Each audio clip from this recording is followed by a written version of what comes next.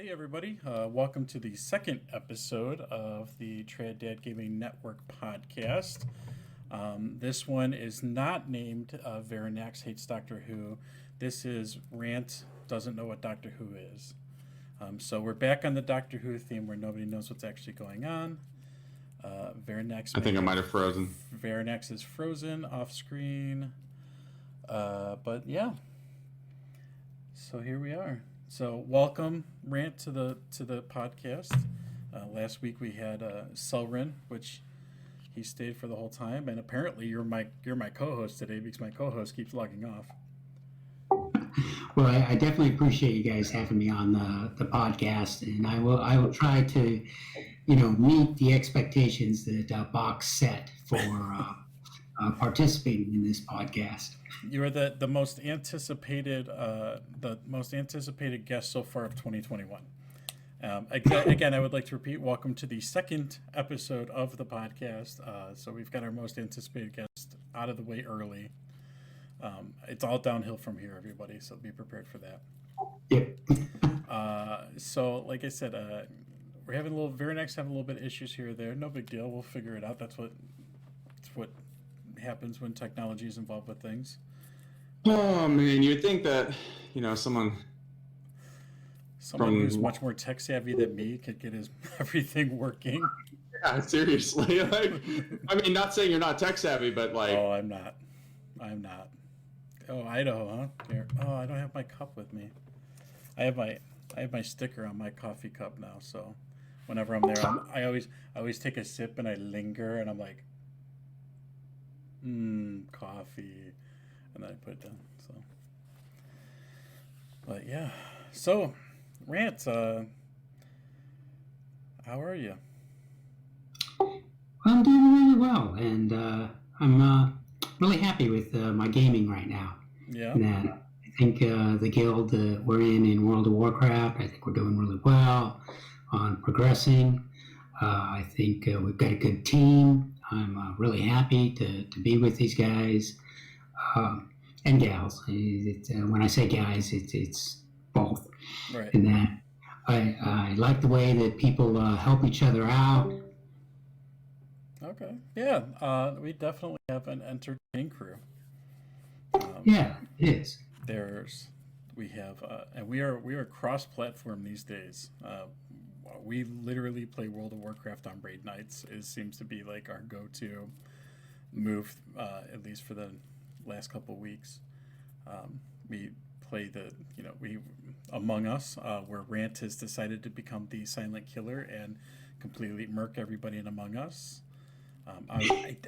Funny enough, I wasn't streaming that night, but I think Jez might have, Moxie Foxtrot. So I'll have to see if I can get some clips of you just completely destroying everybody and literally going, I just don't know what I'm doing, as he's running around killing everybody but pretending like he has no idea what's going on.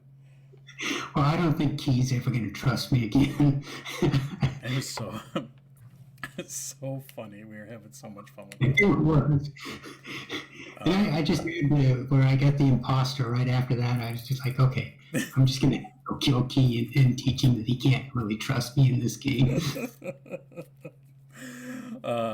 Yeah, it was very entertaining to everybody's like, oh, it can't be Rant.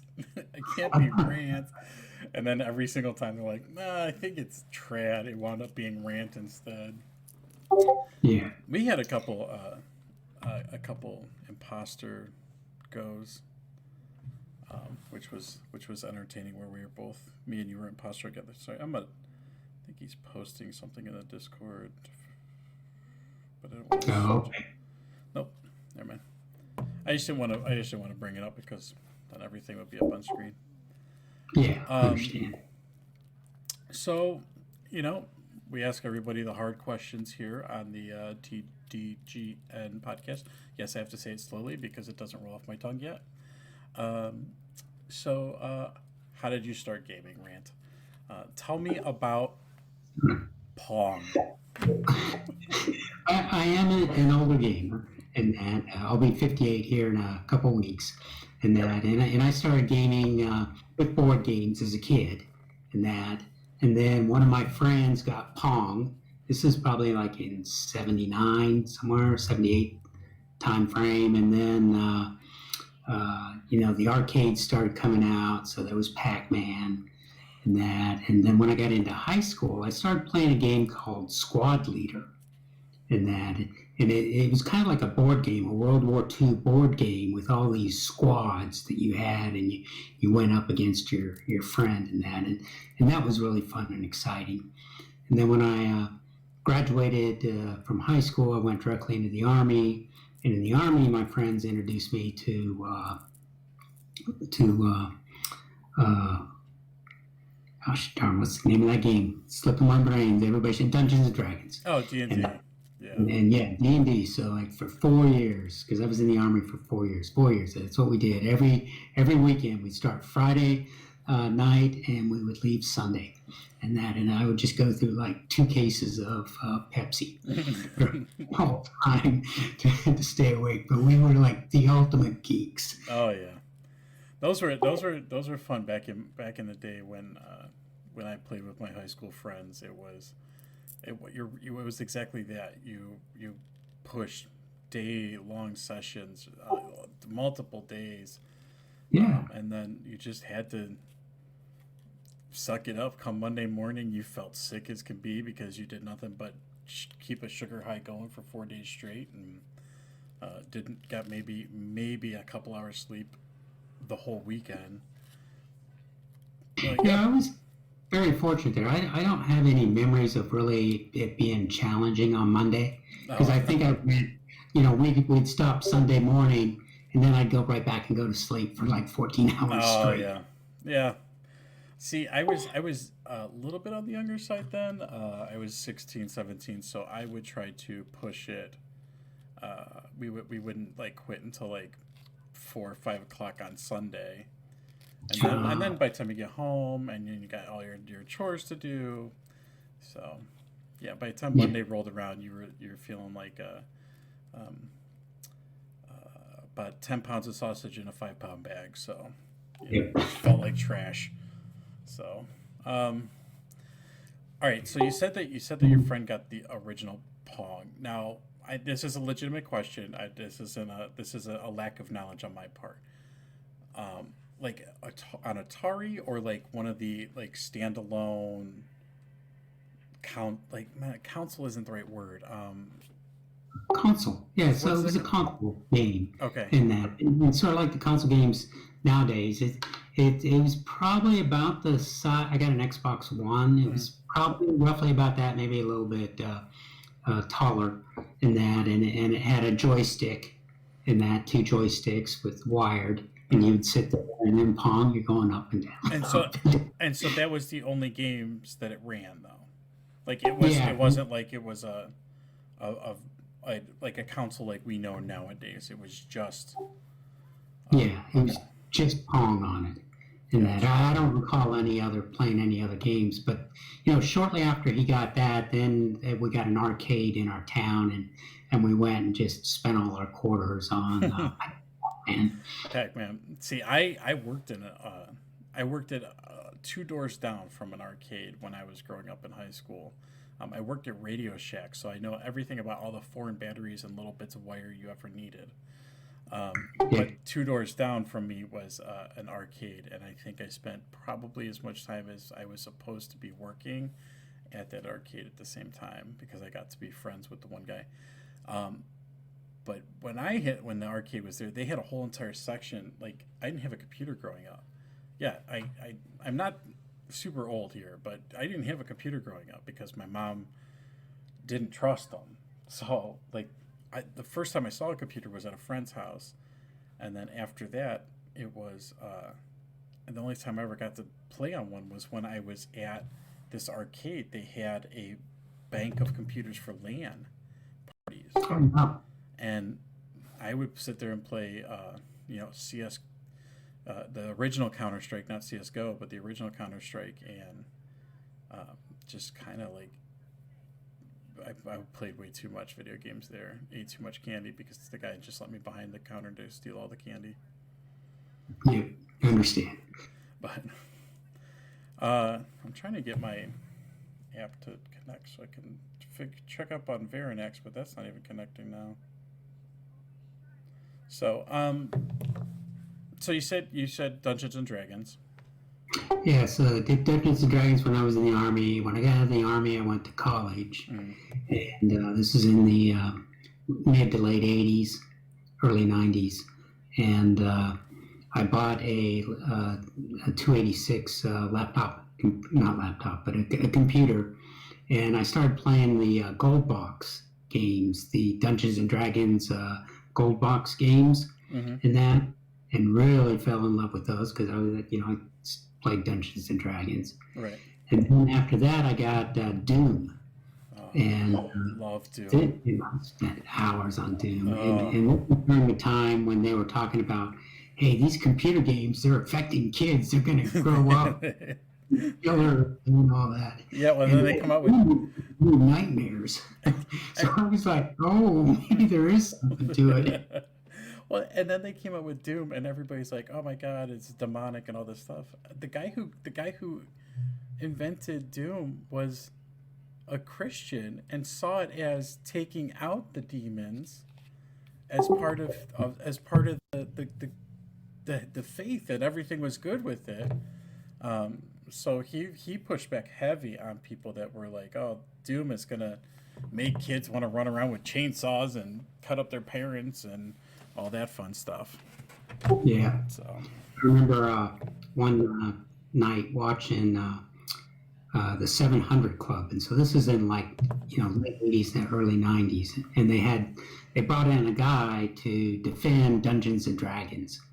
And that, and of course, the 700 Club at that time was really against Dungeons and Dragons. I remember that show. An articulate guy to defend it, and I'm like, it's nothing what you guys are saying. It's kids getting together and using their imagination. Yeah. And that nobody believes it's real. And that I don't believe I'm going to be slinging magic missiles from my hands here. Yeah. So it's interesting is how we as a species have evolved on gaming and that. Right. And of course, there's the balance on gaming that you want to make sure that you don't spend too much time, which I am not somebody to point to that says I don't balance my gaming out very well. But I'm happy with where I'm at. I'm successful. I believe myself to be relatively successful, and I'm contributing to society and paying my taxes. There we go. And that's a lot more than you could say for most people. Yeah. So. Yeah. Welcome back, Varinex. Welcome. You. So I figured you're just gonna strip the audio off of my video. Pretty much. That's what I'm gonna do. It was just a whole mess trying to get the thing to actually launch without crashing Discord, and then just a whole other mess of issues. So right. So I'm gonna go ahead and get the mic arm a little bit more over there. So we're talking with we talked about I said we started with the hard questions and asked Rant how he started playing video games. He explained Pong was a console back in the day. It wasn't just a little. It wasn't like it was just a single solitary one game console. And then we evolved into Dungeons and Dragons, which is where we're at right now. Yeah. Nice. I love D&D. So. Yeah. I miss D&D and that it's fun using your imagination versus playing a computer game. It seems, at least for me, it's more imaginative. I see things differently, and then I do it than what's supplied to me in a computer game. So the guild had talked about putting together a D&D game, and then Shadowlands released. So that was out the window for a while at least. I was running a D&D game, and my friends, they all work retail, so they needed to take a break for the holidays. Well, the couple of us that didn't work retail decided to pick up like a short campaign that has evolved unimaginably into like it has not yet stopped, and we started in early December, and we were supposed to be done by now. So my campaign's been chilled for right now. But yeah, I so and then I play every other Friday. So this Friday I have my D&D campaign with my friends where I don't have to do anything except for make. Was it this Friday or was it last Friday? No, it's this Friday. It's bad when you don't know the days. I get it mixed up too. Pretty don't sure worry. Today's Tuesday and we're going to be on Wednesday eventually. So who's DM? He's actually he plays Among Us with us. My friend Boyan, he a longtime friend. I've known him since high school. He was Who. Oh, okay. Yeah, he was Who in Among Us. He's my buddy. I've known him and my other D&D buddies. The only one that would be Carl would be my newest friend that I play D&D with. So I've known him for almost a decade now at this point. So Nice. I don't bring new people into D&D because I don't trust them for the most part. Yeah, that's understandable. So Yeah, I think I've been playing since 2004, something like that. I'm still, obviously, I have not played the second edition, first edition, or anything like that. I started with 3.5, and then I moved onwards from there to a Pathfinder for the longest time, and then just a whole bunch of other stuff, like just all sorts of different tabletop systems. I think I was actually talking with Trad at one point about the reasons why I actually roleplay in MMOs with other people on roleplay servers. It's because when I have that itch to play D&D and have something imaginative happen in an environment where I can collaborate with other people on writing a story, it ends up being roleplay in a game that allows me to bring a character in a visual sense, but also in an imaginative sense where I don't have to use the environment. I can imagine what the characters are doing without using a direct animation from their model or something like that. That's a huge thing for me. So I always love getting into the topic of Dungeons and Dragons and just the environments themselves, fantasy environments that you create. So let me ask.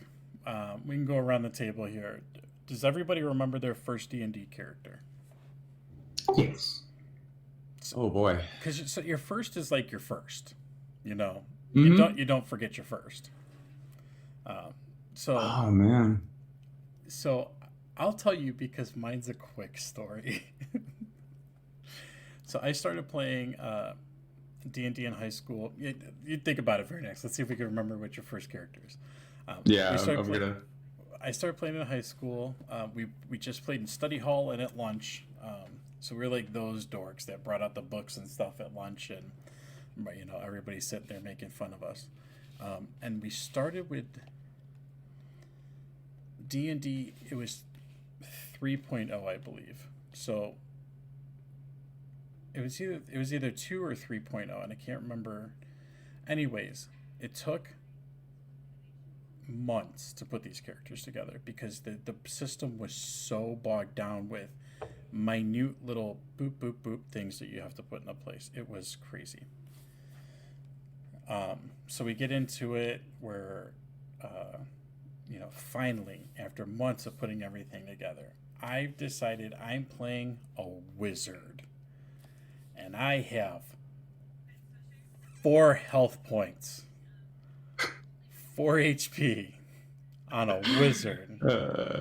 The squishy class. Yes. So we get up there, my friends we come into, and the story literally starts with we're running into a situation. We're running from something, but we're running into a situation, and we run into these little kobolds, super low health, super supposed to be the easiest thing we've ever seen in our lives. And I got initiative first. I attacked one of the kobolds. He decides he's going to attack back. He rolls. He goes. He rolls again. And he goes, "There's no way." He looks at me and he goes, what's your AC?" And I said, 10? He goes, oh no. He goes, so he hit a crit. I said, oh cool, what's that mean? Like, haha, this is my first interaction with this game. And he goes, it's not good. I said, oh, okay. I said, well, you know how much damage I take. I've got 4 hit points. He goes, how many? I said 4. He goes, oh, no. So, for those that don't know, one of the rules in D&D is if you get hit by twice the amount of your hit points, it's automatic death. There's no saving throws. Your character's just dead.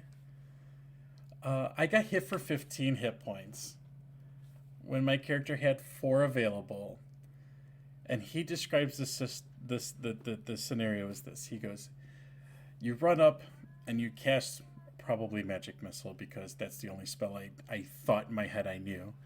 And he goes, you cast Magic Missile and you hit for 2 hit points, and it cinches the guy's arm and he gets really pissed. So he turns around and he runs up, and as he's running, he leaps into the air, grabs his little pea-shooter sword, and goes, eat-ee-poo, thunk, and lands it right in your chest. He looks at me and he goes, I need to see your character sheet for a second. So I hand it over and he goes, shh. He goes, so we're going to figure out how to play the new system, because I hear it's a lot faster to make characters.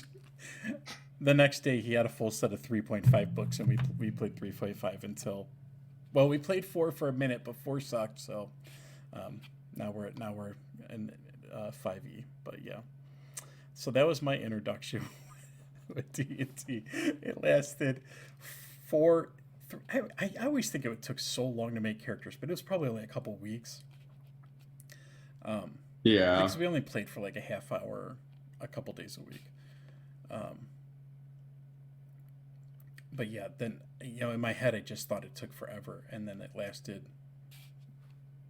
about as long as the first time lasted. So, yeah, it is. It's really an addicting just game in general. The fact that you can literally make planets as a GM and DM, the 2 different terms, game master versus dungeon master. Right. It's so enjoyable. It's so much fun doing that kind of stuff, and just creating a background for your character that the DM can actually use and use against you in certain situations. That's my DM now. I love him to death. Boyan's great. But we'll talk in text chat, and occasionally somebody will make a comment about something, and he goes, he goes, that sounds like a perfect plot hook for our next campaign session. And you're like, oh my god. All right, so Rant, what was your first D&D character? So mine was a wizard. I think we all think it just sounds cool. Like, I'm a wizard. And then you're like, no, that wasn't cool. I died quick. And his name was Random. Random? And I really wanted to use that for for World of Warcraft, but I knew I couldn't get Random. No, Random. I came up with at least the first part, the Ran part of it came from that first wizard that I had. I don't recall any cool stories like yours. I do recall dying a lot and not being able, when you're first level 1, you're not able really you got one spell basically, magic missiles. Yep. Other than that, you're throwing darts. Right. Oh, it was so much fun. But then, you're still drawing a blank? No, I actually, funny enough, my introduction to D&D, I think, was a game called Neverwinter Nights. Mm-hmm. Yeah, Neverwinter. And it was entirely based on 3.5. Yeah. So all of the information that was in there, like the manual was this thick. It was just that big of a manual because they had to pack all of 3.5 into this game. Right. And they really did. Like, they went up to, I think it was like level 10 spells for wizards where you can actually become a dragon as a wizard. Just transform, polymorph into one. And this game, you could just do so much. I was like, how did they think of all this? So I did more research, and I ended up stumbling upon D&D and Dragonlance. Dragonlance is some of my favorite books of all time, and from Dragonlance, that's where I made my first character, which was, I believe, a sorcerer, not a wizard. Oh man, I thought we had a 3P here. Magic users, but still. Yep, just the one that doesn't use the cantrips, scrolls and stuff, just memorizes all his spells. Right. And then after he uses them all, he flails around like a maniac because he can't do anything. Oh man. So I started with 2.0. Okay. With Dungeons and Dragons 2.0. I didn't. My friend had the version 1.0, but we looked at it and built some characters in it, but we never really played it. We did all our 4 years in 2.0. That's awesome. We had all the books, and of course everybody had all the books. Right. Yeah, we had. That was AD&D, right? Yeah, Advance. Yes. Mm-hmm. Yeah. Me and my guys actually went into a tournament to try to win a full set of books, and we came in second place. Basically, because we didn't crawl down a well and steal a gem.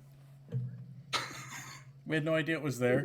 He goes, "Okay, well, you guys completed 99.5% of it." And we're like, "Yeah, that's awesome!" Like, and then the next day we get a call. "Oh, just so you know, like everybody else completed 100%." We're like, "Oh, sweet."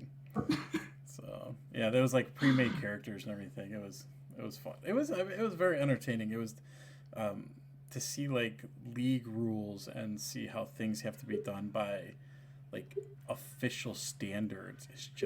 It's so much different than how you play at home. Like when you're walking through a dungeon and you hear a dripping noise, drip, drip, drip, and the smart ass elf goes, oh, "Is that a steam powered robot?"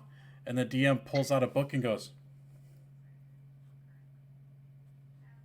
"Oh my god, I could make a steam powered robot." And then when you completely forget about it, and like 3 years later, all of a sudden you're just attacked by like this army of steam powered robots, and you're like, "I fucking hate you, my Chris." God.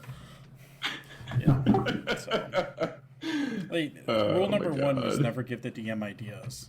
Unfortunately, that rule has not stuck around because people try to give us ideas all the time now, and I use that against them sometimes when it's my turn to DM.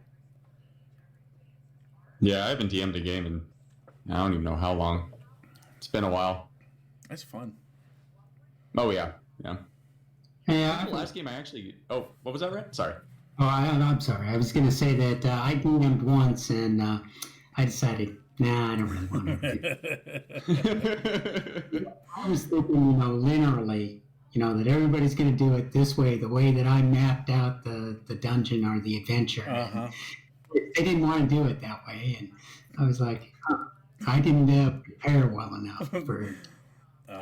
So many little roads that you have to have set up because somebody's just like gonna be like, "Oh, I'm gonna walk through this side of the woods," and you're like, "Okay, but the bad guy's on the other side of the woods. Just walk down the left side of the street, not the right side of the street." And so yeah, it's like have some sort of rabbit interjection, just like a little rabbit hopping in that direction. The Right. direction of the way they need to go. just put It's like, hey, there's a ranger in the party. Go kill the rabbit. little white rabbits everywhere telling people what to do. Excuse me. Follow the white rabbit. Right. That was legitimately something that someone I knew did too. By the way, it worked. I want to work into the goose. I want to work into the undefeatable evil goose. Oh God! That every time it dies, it just respawns somewhere else, and just eventually the goose. You find out like the goose is God or something. You just gotta figure it all out. I'm in a campaign right now where 2 players are in one body. There was some sort of magical thing that happened. They're druids. The druids were being attacked by this ancient evil. The one died, the other druid was trying to bring him back because they were married husband and wife, and it's when the evil attacked, they wound up converging into one body, and only one can control the body at a time. So when he's in charge, because it's her body, he will use her sexual wares to get wherever he wants. And then when she's in charge, she spends the whole time yelling at him. So I think I know exactly the two characters, because I think I was there for that D&D session. Oh, yeah, you were. Yeah. Yep. That's actually kind of what brought the podcast came to life, was talking about that there. It's very interesting, though, because... and she's new to D&D, so that was kind of like their way of like helping her. Like, if you don't know a situation, you could pass the lead over to your other half. But it came to a point where they're like, she'll get to a point in the night, she'll just fall asleep on the couch, and then he just takes over because she's sleeping. And it's like, I guess that works. at least we didn't have a player just fall asleep. So he looked to be about falling asleep that one time. Oh man, like that I watched. So yeah. So this is Carl. Carl and his girlfriend play the one character, two souls in one body. Yeah, so we're trying to figure out. You remember Carl talking about that once before. That's fun. So, and then I play a halfling. I play a halfling warrior that is completely too big for his britches. He really walks up to people with his... I pretend that it's like a...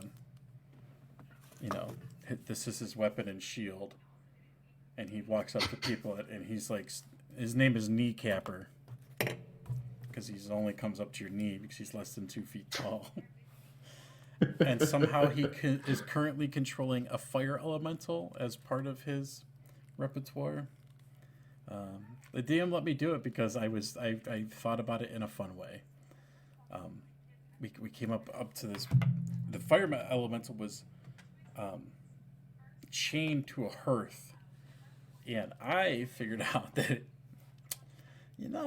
if I were to just break the hearth and then the fire elemental's free, but he still has the chain on him, what if I were to just grab the chain?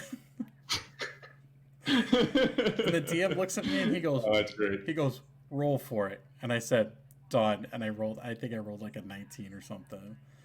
And he's like, "It's a strength check, I guess." I said 19 plus, my strength's my highest. It was like a 19 plus like 4 or something. And he goes, "I don't even have words to say." He goes, "So what do you do?" I said, "I walk up, I grab the chain, I wrap it around my arm, and I look at him and I go, 'You're mine now, haha!'" Because he's just the highest pitched voice in the world. And he just looks at me and he goes, I fine. So... I mean, one thing I specifically remember about your character from the last game was you kicked someone in the face. I believe it was you. Your character was kicking some other character in the face out of anger or something like that. So I had to miss... Or was that someone else? I had to miss the session before because I was really sick. Right. So what they did was they strapped me to the bard like I was a backpack. Like, I'm facing backwards, like dangling like a backpack. And then they say, "Okay, now you've woken up." And I'm like, "What the fuck is going on?" Like, my guy's losing his mind. He has no idea what's going on. And then what I did was, we were falling. Yes, I remember what you're talking about. I did kick him in the face. It's because he put me on like a backpack. I wasn't happy about it. So that's okay. Yeah, so we were falling, and I was gonna get squished. And I said, "There ain't no way in hell this is happening." I said, "I want to strength check the bard because I know he doesn't have it." And he goes, okay. So I grab the strap and I just yank and somehow flip the bard over. So all of a sudden now the bard's going down first and not me. And I hit the she plays a big tittied elf girl. I have nothing else to say. It was her own choosing. But somehow I get smashed in between the bard and the big titty elf girl. And I'm just, my little character's just like, I'm in heaven. So, it was so funny. Yeah, I definitely remember that. Yep. Yeah, there was an easy solution to a portal situation that I made very difficult. And then that's why, and then the bard had followed behind me. And then he like grabbed onto my leg or something. And I like started kicking him in the face to get him off of me. And then he fell back through the portal, and I was like, okay, I'm good. I'm happy. So nobody's pulling on my leg. That's amazing. Fun times, though. Seriously, fun times. Right. Oh yeah, it's a great game. Yeah, Great so much. imagining. I started. I was going to do like a Pokemon version of D&D for my kids. And then, you know, the world fell apart and we've been stuck here in the same house forever now for almost a year, and we're all tired of each other, so that's where we're at with life. Yeah, I think we're all there. Yeah, pretty much.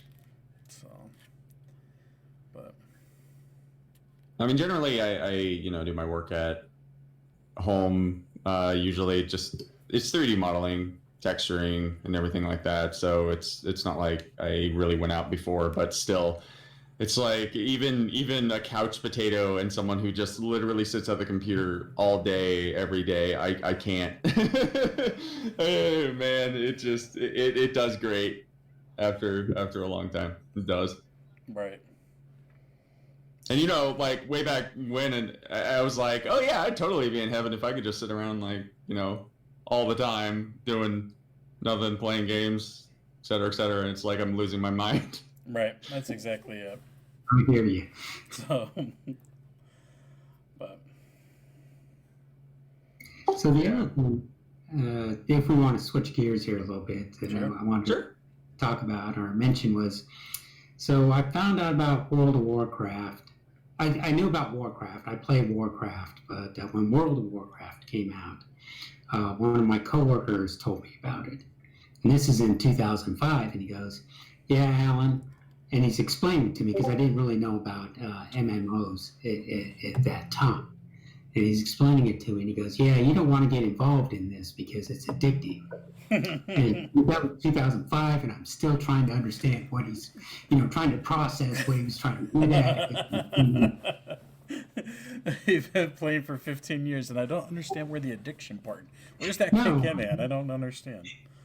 Oh my god. I did give up I quit for, breaks Yeah. and that. I when my son was born in 2011, I had only been playing, well, maybe like 2-3 years at that point. And then my son was born in 2011. That was it. I gave it up. And then Carl kept talking about World of Warcraft. And then me and Carl started working together. And I literally said, he's like, I'll pay for you to get all the updated stuff. He goes, I'll pay for your subscription for a month, everything like that. I said, here's what you need to do, Carl. I said, you need to call my wife, and you need to tell her that I'm going to start playing World of Warcraft again. And then when she approves it, that's fine. I said, but until that happens, I'm not telling her. And he goes, put her on the phone. I'll do it. And he calls her up. And he's like, excuse me, ma'am. And I was like, Jesus. He's like, answer with the man. Well, we didn't really know at that time. He did. He knew my wife at that time. Like, Oh, he had already, okay. by the time we started working together, me and Carl went to college for 3 years. And then there was another year. Yeah, so she probably knew him for about 4-ish or so years at that point. So, like, the ma'am stuff he knew was just, he was just, it was over the Just top. buttering her up, yeah. It's buttering her up. So, it was really funny. But So when you're telling that story, I get this. That first taste is free. Yes, this is exactly what it was. The first taste was free, and then every month since I've had to pay for it myself. So, freaking Carl. Oh yeah. Funny enough, like I did play in vanilla for all of 15 levels, and then Wrath for all of 15 levels, and then, oh geez, what? I think I really got into it when Cataclysm hit. That's when I was really into WoW. I mean, I definitely was there for like every other, release, but I don't know why it couldn't hold my attention as much as other things. Yeah. Which, thinking about it, going back to like older games, there was a game called Horizons or Istaria, as you may know it by now, considering the server password. The way to just throw it out there to everybody. Oh, no one even knows the IP, so. So the game itself is actually just as grindy as EverQuest 1 in many ways. Yeah, so the only reason why I got into that was because you could play a dragon. Really? Literally, playable dragons. That's the draw. So it's like, even though it was that grindy, it's like the only MMO that you can play where you can actually play a dragon from from hatchling size to ancient size, and it goes through all the phases. So that was really cool. The community was great, and then it kind of just went downhill after a while. That's when I got into WoW, funny enough, after that decline.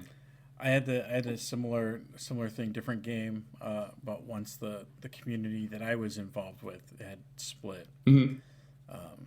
It was back in the day where like people's video games got hacked all the time, and I had a group of people at family. They all played together. They all were in a guild together. We all played with them. Everything was great. The guild leader got hacked, and all of our stuff disappeared, and that was that. He's like, I can't come back from this. He goes, so they all quit, and after that I quit. And I always thought World of Warcraft was too cartoony. Like, I played games that were like everything. It was like more realistic as dark elves and light elves can be. But they at least looked like they should be humanoid. So I always thought World of Warcraft was too childish or cartoony. Nowadays I think the graphics are awesome, so I don't know what changed in my mind. Probably. Yeah, I agree with you. In the beginning there, the graphics, even to me, were a little cartoonish in that. Mm-hmm. But the storyline was great, and unfortunately, when I first started, the guild I got into wasn't very helpful. Yeah. In that I had to do everything on my own, and there wasn't Wowhead or anything at that time, and so I through Classic in that. But then I got into a good guild, and that's where I met Yelnats or Ito, in that second guild in Burning Crusade, in that, and really enjoyed playing with him and his group of friends. You've known Ito since Burning Crusade, huh? Yeah. Wow. Maybe at the end of Classic, but I'm pretty sure Burning Crusade we went through together. Wow. That's crazy. That's a while ago. Long time. So, whew. Yeah, I even traveled. They lived in a different part of Texas at the time. I was living in Texas, and I traveled up there to meet them in that. And we all got together, went out and met Mexican food and our Tex-Mex, and had a great time. That's awesome. Yeah, I've had friends that like that too, but like I've known Calf since Wrath. Kafka since Wrath. I've known Key, not since Wrath, because he would probably been like a tadpole at that point. I'm trying to think of who else I've known for a long time. I met Idar in Cataclysm. I think you really. I thought you met him in Wrath because he was always talking about Mortalis in Wrath. I think he was around in Wrath, but he really started to raid with us in Cataclysm. Okay, yeah. Yeah. Yeah. It would definitely would have been Wrath. I'm trying to trying to pull up old memories that are. Oh yeah, no, I know how it is. Yeah.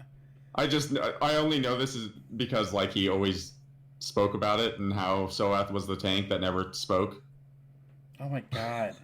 I never even put 2 and 2 together. That Soath was the tank back then. Jesus. Luna? Yeah, so I remember Soath, like he was telling me Soath would just never speak at all, ever. Never put 2 and 2 together. Huh. How about that? Luna was one that we played with all the time back then. I'm trying to think of who else. There's got to be some more old. Daz. He played a druid. He was a Bull, I believe, was involved in that, or involved with you guys. I don't know if you know him as Bull though. All I know is that he blocked Eider for like 8 years and then suddenly added him back. Oh, cool. Well, that's always an awkward conversation. Like, oh hey, by the way,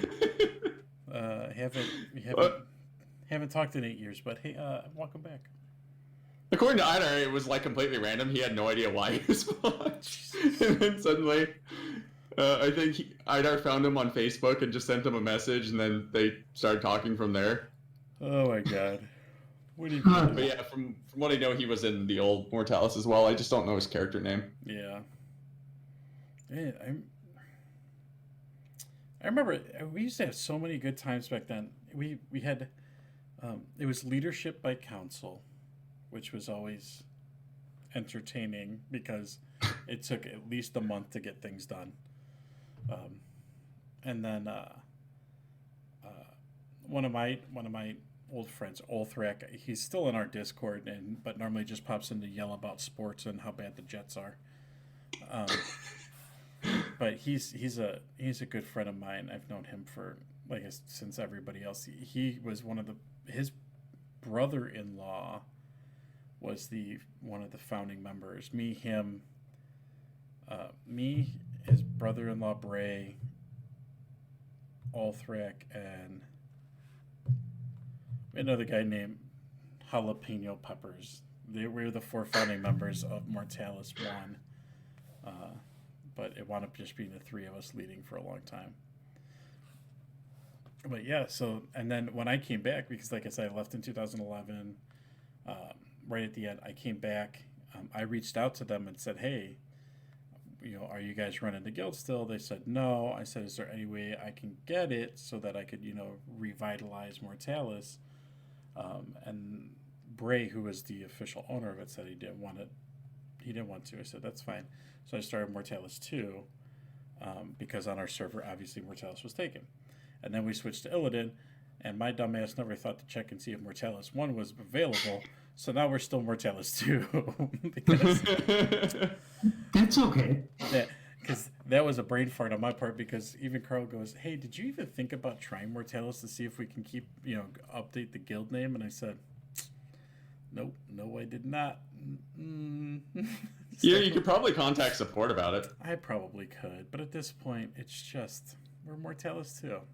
People ask me all the time, what happened to Mortalis 1? And I'm like, meh, we ate him or something. They didn't survive Wrath of the Lich King. I don't know. You still have parts, floating around. That's they yeah passed away. So that's what I like to I like to think about some of the guys that have been around forever. Yeah. It's hard to think that I used to play this game when I was in my 20s, and now I'm not in my 20s. Oh, yeah. Yep. So, I mean, funny enough, I actually met Idar in Cataclysm. I did know that. Yeah. I don't remember how you guys met, but I do remember. I remember him talking about I'm pretty sure me and him had one of his first conversations that he had with anybody surrounding his you know, his sexuality, and that he was moving out there with you. Mm-hmm. I think me and him were one of the we sat down and we had the conversation. I told him be careful because, you know, murder and stuff like that. So good to see you didn't kill him. Appreciate that. So, but yeah. Oh God. Because in my head, he was still.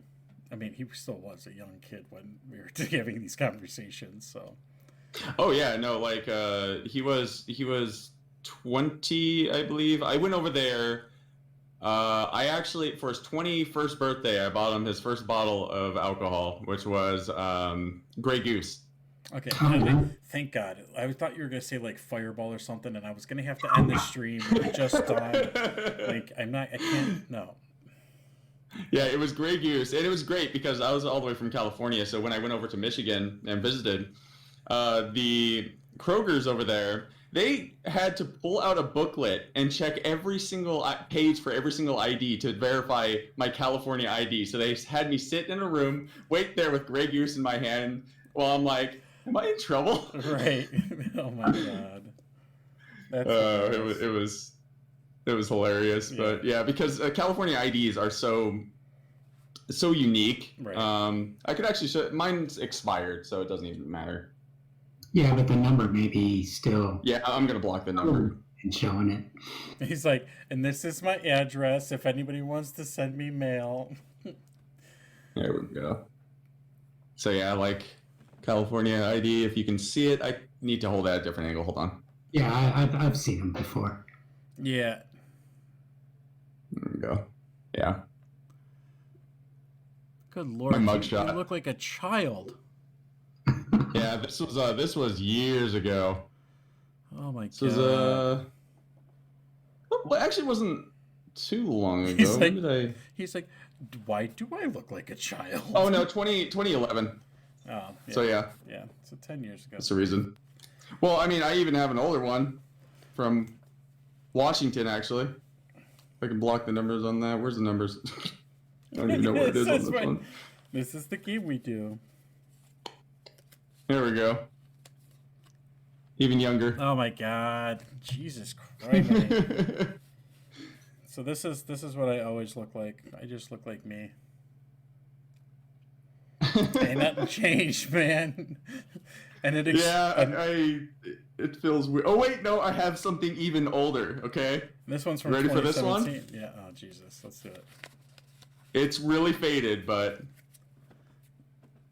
Oh my God, a high school ID. Yep, Saugus High School. All right, here you go. Oh, there we go.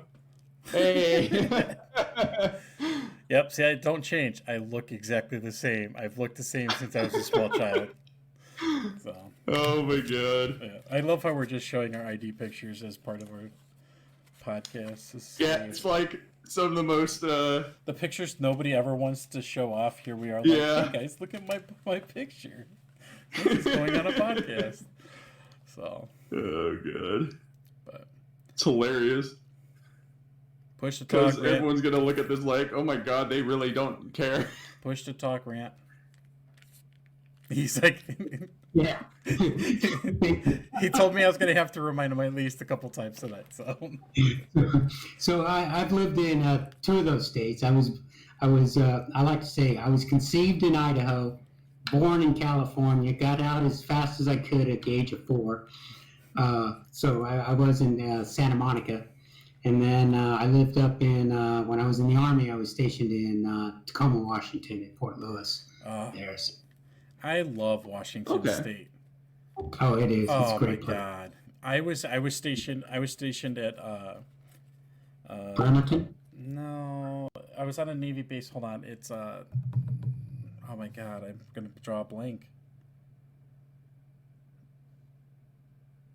Whidbey Island. Whidbey Island. Oh, okay. I was at Whidbey Island, Washington. Yep. I had a girlfriend who lived there. Oh, it was so awesome. It was. Yeah. Yeah, I lived over in Everett. Oh, nice. Okay. For a while, yeah. It literally, you were damp all the time. Like it, Oh, yeah. it did never Yeah. rain. Everybody always asked how much it rained. I said it doesn't rain here. I said it just mists, and it doesn't stop misting the whole entire time you're there. Yep. You need to take a shower, grab a bar of soap, walk from one barracks to the other, walk back, get re-rinsed off, and it'll be perfect. But yeah, oh man, it was so. I loved it though. I tell my wife all the time that's where I would want to go back. Like, I was stationed in Florida. I was stationed in North Carolina, and I loved them both while I was there. But I'm not a hot weather person. I'm a big dude that likes to be cold all the time.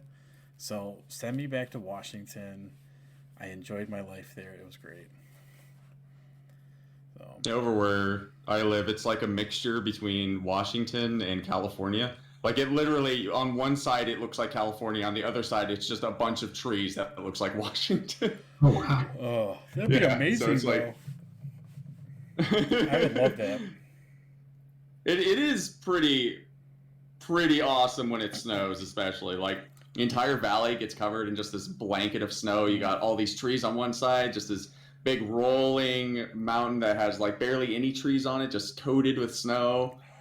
Sounds gorgeous. I love snow. It is really pretty. My Yeah. my yearly activity is we go skiing in Michigan. So I love doing. I'm not much of a skier. I say I'm a snowboarder, but that's just because it's easier on the knees and I don't die. So that's happy times. Yeah, I can't do skiing or snowboarding. I'll probably fall on my face. You'll see me get on the board, and I will literally do this. I've done it. Yeah, even though I grew up in Idaho, I've skied a couple times. I never enjoyed it until I found cross country skiing, Okay. and I really enjoyed that. But then, that's because I was a runner. Yeah. At one time, and so it's basically the same. Well, relatively speaking, it's a lot more fun than downhill skiing. I always thought, just because of the exercise aspect of it. So, I actually kind of have a little bit of PTSD from my last experience as snowboarding. I was out. I had a one-on-one teacher, and he goes, "We're gonna go, and I want to kind of go do this separate little area over here." And I was like, "Okay, cool." He goes, "But we're gonna have to go through this snowdrift to get there." And the snowdrift is right next to like where all the jumps and stuff are, which is, everybody thinks they know where the snowdrift's going. It's not going that way. I did not go off a crazy high jump on a snowboard and almost die. But we were going through the drift, and basically what happened was, so you're down like this, but then like you turn and you like kick back to slow down. I went to slow down, and I wasn't prepared for how thick the drift was, and I caught my front lip of my board. I went down, and my helmet hit the jump, and it had like metal structure to the jump, and my helmet hit this, and it hit hard enough, and I did not know this at the time. It hit hard enough that it left a large dent in these helmets that aren't supposed to dent. Oh. For like 3 days, I'm 99% sure I was concussed. I was sick to my stomach and had a giant headache the whole entire. It was awful. Anyways. Oh God, yeah. Anyways, the next year we go out there, and I get on the snowboard, and I'm just like, I don't know if I can do this. I get out there, and I'm like, I just don't want to do it anymore. Like, I just didn't feel comfortable. So I think taking the year off because of COVID, because we didn't go this year, it might help, and we'll see if I get back out there. But I'd wind up turning my gear back in like a day later instead of keeping it for the full week. So Yeah, I really want to try again. I think I just need to stick with it and fall on my face about 99% of the time, and then eventually that 1% will come up where I'll actually be able to do it. yeah, and if you have a good teacher, it's a lot of fun. So if you get, we go down, the place that we go has like a special rate for Ohio Ski Week. It's what they call it. And then you get like, it includes lessons and stuff involved with it. So you're like learning from professionals. And we have a very good time doing it. Yeah, I definitely need to talk with someone that is a professional with it, and then just go out with them, see if I can actually do something. Right. Yeah, cross country skiing also sounds really interesting too. Like deciding between both of them. So my thoughts on that is, if I'm gonna strap wood to my feet, gravity better be driving, and that's not cross country skiing. And I may have been a Marine, but the one thing in my life I will never say I am is a runner. So I feel like I just don't have that connection there for that. That was not my forte. I was an electrician basically in the Marine Corps, so running was not my strong suit, as my many commanders will tell you. So I've always been a runner. Man, I don't run much nowadays because I just can't. But I've gone over 10,000 miles running, and I've run 5 marathons, including the Boston Marathon. Qualified and ran that. Oh wow. No, I used to really enjoy it, and nowadays I'm just kind of a walker. I think we need to change the name of this podcast. Is that so? It's now Trad Dad Gaming Network podcast episode 2. Rant won the Boston Marathon. That's it. Rant, and this was just last year. Like I couldn't believe it. Rant won the 2020 Boston Marathon. I was never that good. Did they even have races? Did they even have a? You should see him go across the finish line too. Like it was just a spectacular event. He was the only one there. Like the other runners were still at the halfway mark. Like you couldn't believe it. Yeah, exactly. I mean, they eventually found out that he took a taxi to get to the finish line so quickly. But that's the only way. Right. If I recall correctly, I finished around 6,000. Yeah. In that. Okay. It was 21,000, but I really had a bad race that day. Oh, I mean, yeah. that's seriously impressive in general. Like just 6,000, right? That is a really impressive to me. Like there's no way I could pull that off. Yeah. I did a lot better in the Chicago Marathon, where I was like 1,203rd out of 40,000. Oh wow! Good okay. Lord. That's where my personal record is, and my personal record is only like 3 hours and 10 minutes. So when these guys are running it around 2 hours, I'm nowhere close. Did somebody break the marathon for? Now they're under 2 hours. They had one guy do it, but he didn't. It wasn't a world record because of the way they did it. It was, I think, on a racetrack, like a NASCAR racetrack, yeah, or something like that. And he had like 6 elite runners to draft off of, and he trained for this. It's an accomplishment, right? That he not fast, but he trained really hard. He had specialized shoes on. And that they did the wind breaking for him, and he was able to get under 2 hours. So it was definitely impressive. Yeah. There's got to be a limitation to the human body, right? Like there has to be a point where there's somebody who's the best, and they will never be beaten because there's nothing like the body just can't go any further past that. Like there has to be something like that, right? Like. I would say one person right now to disprove that, and his name's Tom Brady. Oh my God, Tom freaking Brady! All right, very next, you can log out again. I'll send you a text when we get done talking sports now. Oh my God! But definitely that was impressive what he did this year. Listen, I am not a Patriot fan, but I was more than happy to root for Tom Brady to destroy the Kansas City Chiefs after they knocked my Browns out of the playoffs. I'm fine with that. The most amazing stat I think I saw was at 44. Oh my God! I can hear him in the background. Let me close my door. At 44, Peyton Manning was put in the Hall of Fame. At 44, what is it? At 44, Tom Brady could win his 8th or 9th. 8th. He won his 7th. So at 44, he could win his 8th, and that Baker Mayfield isn't going to be 44 until 2039. Yep. Like, that's the stats line that I was like, okay, so Peyton Manning, who everybody knows Peyton Manning was a great quarterback, he's already in the Hall of Fame, or he'll be in the Hall of Fame next year. And then Tom Brady will be 44, still playing football.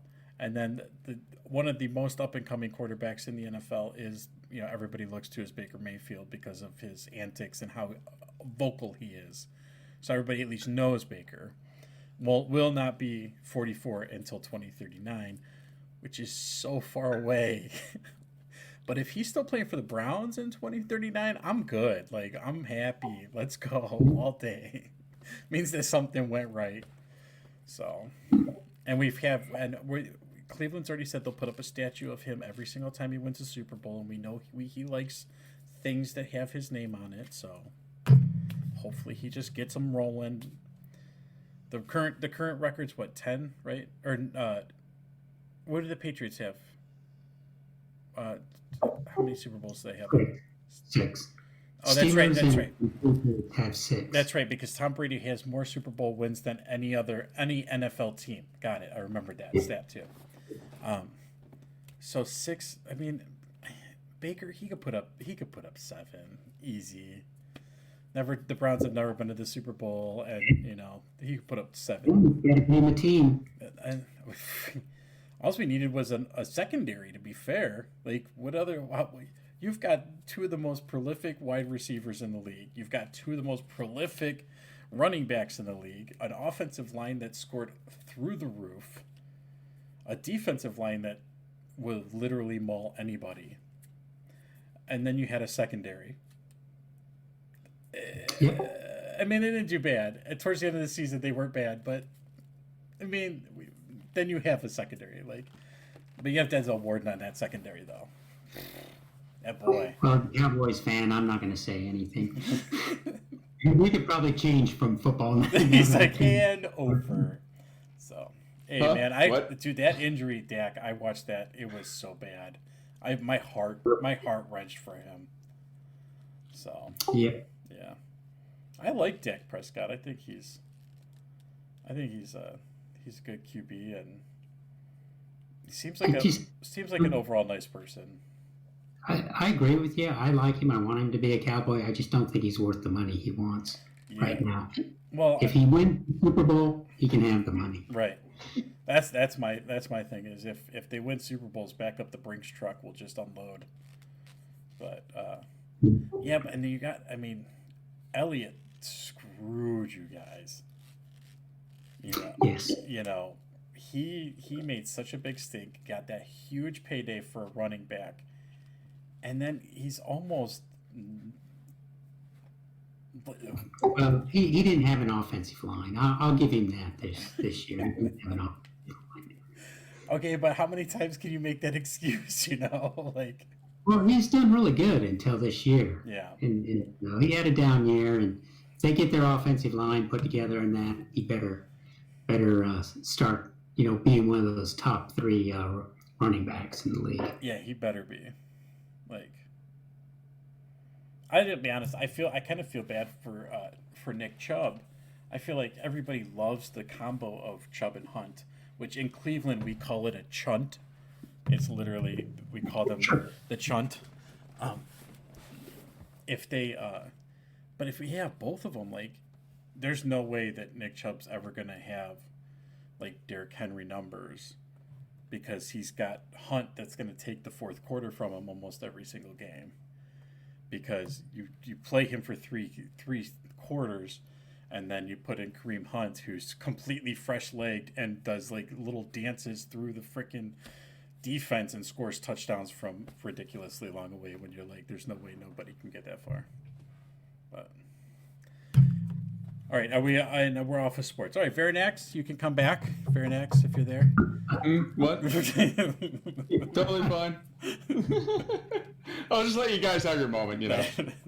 I could talk football all day. Like, I literally probably should start a football podcast on top of this one, because that is, you know, I love my children, I love my wife, but football is quite a large passion in my life too. So I would definitely.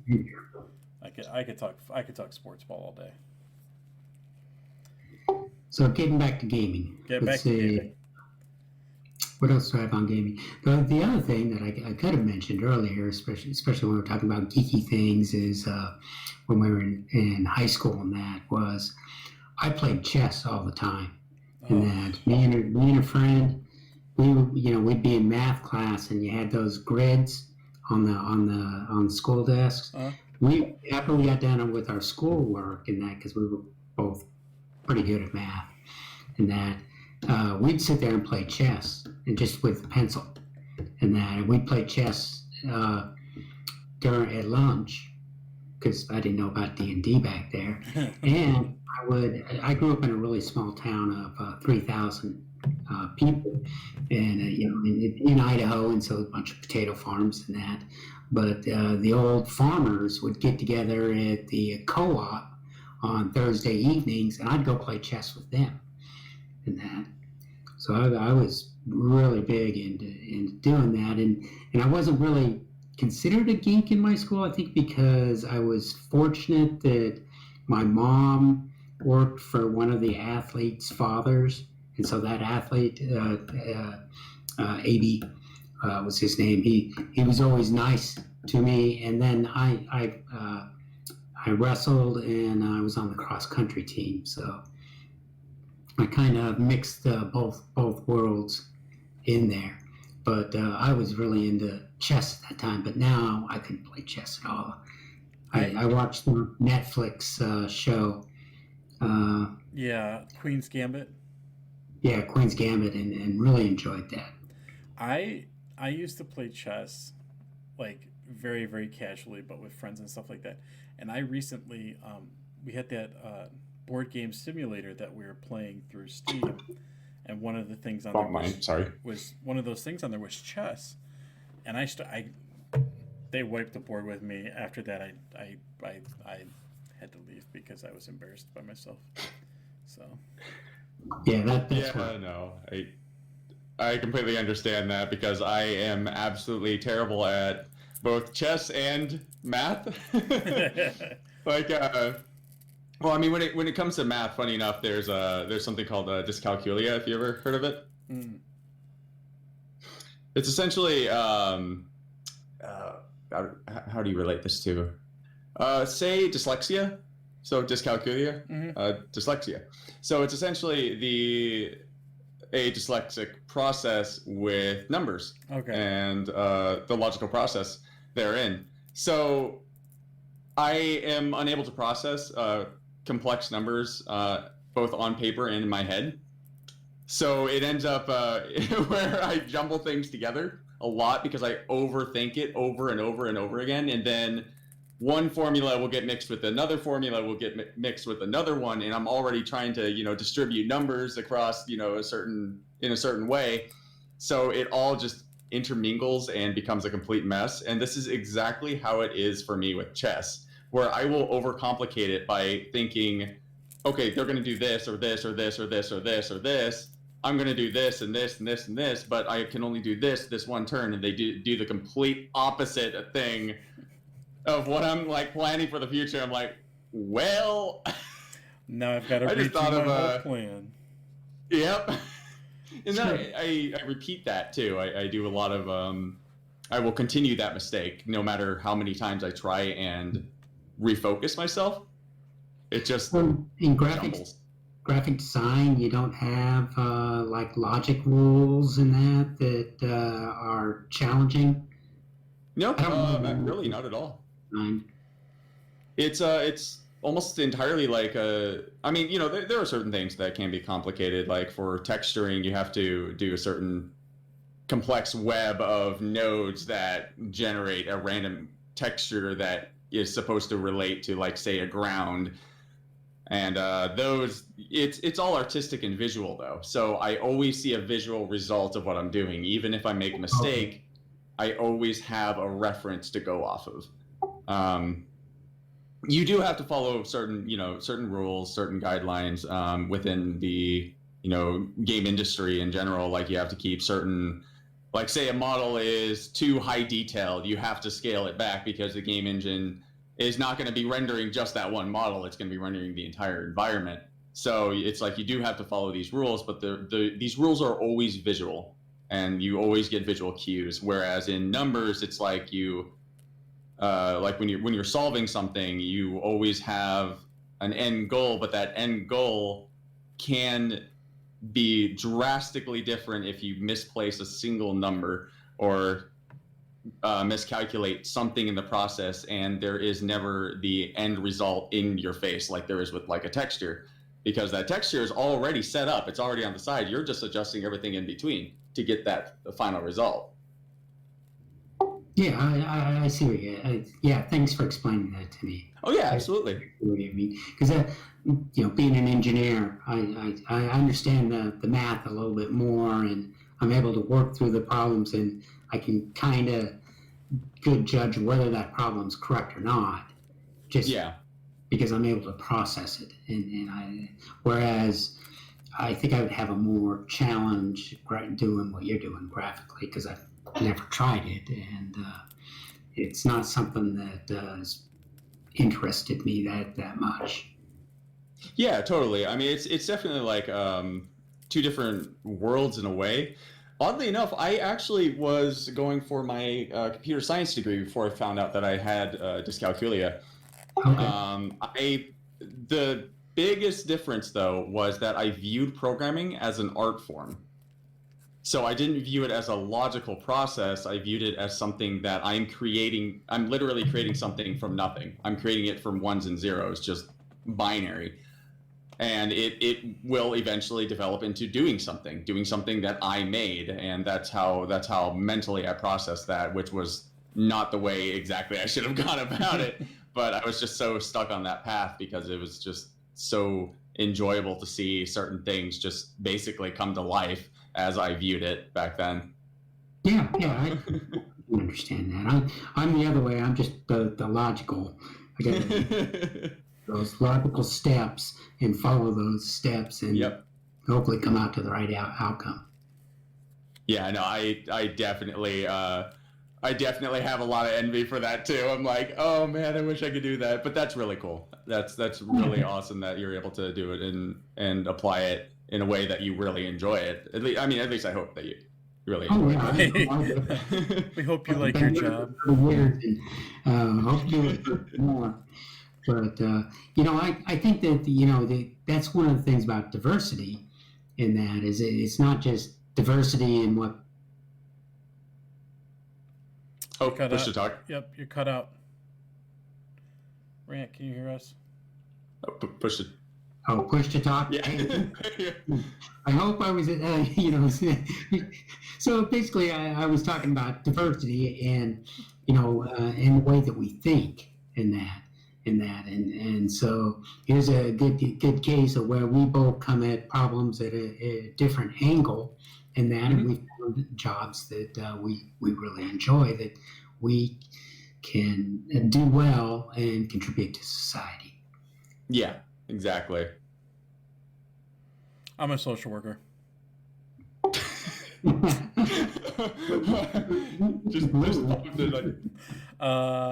I used to do numbers. I mean, I would love to hear from you too, though, Trad. I help people. They have severe persistent mental illness. I think we talked about this on the last podcast, though. Did we? A little bit. Oh wait. Yeah, I think we were talking about Idar, and me and him have similar career paths. So. Yeah, that's right. But that's an important job. I understand that, but it was clearly not fitting the theme of the conversation that you two were having. But I figured I just I'm a social worker. Listen. I did I was an electrician in the Marine Corps, so I at least understand a lot of what everybody was talking about. So I was more the numbers. Oddly enough, I was more the numbers guy. Sorry. There. No, it's all right. I enjoyed the numbers more than I enjoyed the like you said, the artistic. I'm not an artistic guy. As you can tell, my wall is blank behind me, and I've dedicated myself to 3 hours today to trying to figure out what the hell to put on it. Nothing so far. I have my video card doing everything for me. Yeah, so. but at least it's something. So, yeah, my wall's pretty barren behind me too. Yeah, but there's a picture back there about the light. Yeah, so you're the special guest, and if you put your head in the right way, it looks like you're getting beat up by two big blue guys. No. I literally looked up for a second. I was like, "What is behind him?" And then I was like, "Oh, it's his chair." I was like, "So yeah." I got the worst chair ever. Just the most generic thing. My wife brought. My wife bought me this for Christmas. So this doesn't help. No, it does not. Part of the R. No, I was in a kitchen chair up until November. My wife bought me this for Christmas, and I was having so many hip problems, because my hips were terrible and shot from when I was in the military. She gave me my Christmas present like a month and a half early. I literally was so excited. I sat down and I was like, "Oh, it's very pleathery. It's yeah, definitely need to get one of those sometime soon. Yeah, it's nice. I enjoy it, but I've never had a gamer chair like that though. Rant, how are those? I like it a lot. My work chair at work's like Vernex's chair falling apart. Yeah. Yeah. Same model number.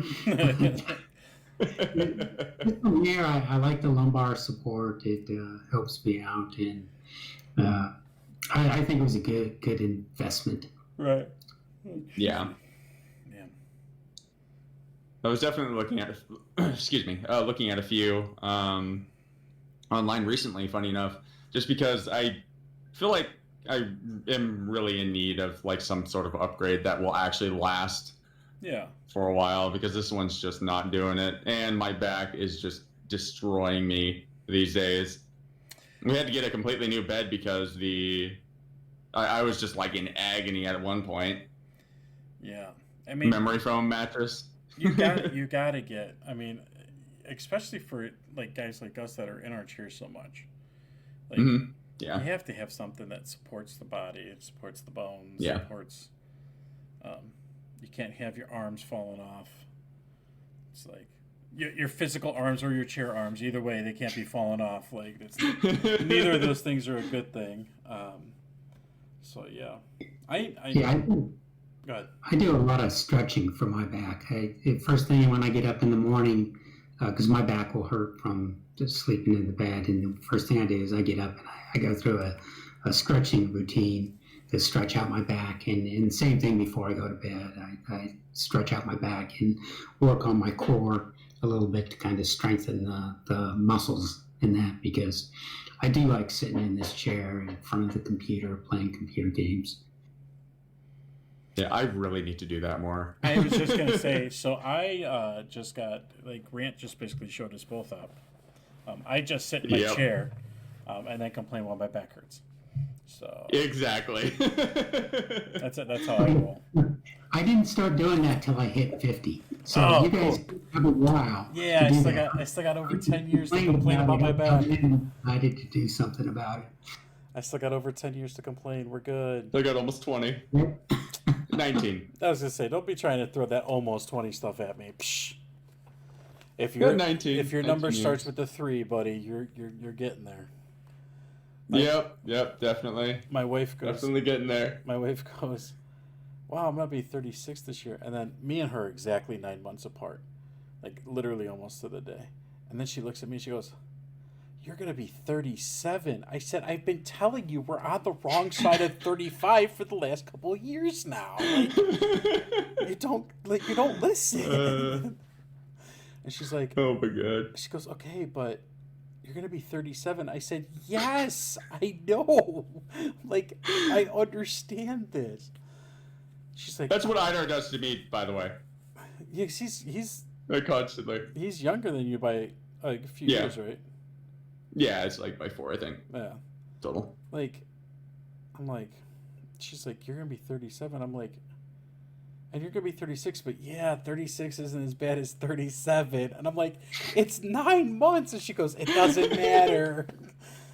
I said, so her birthday's March 31st.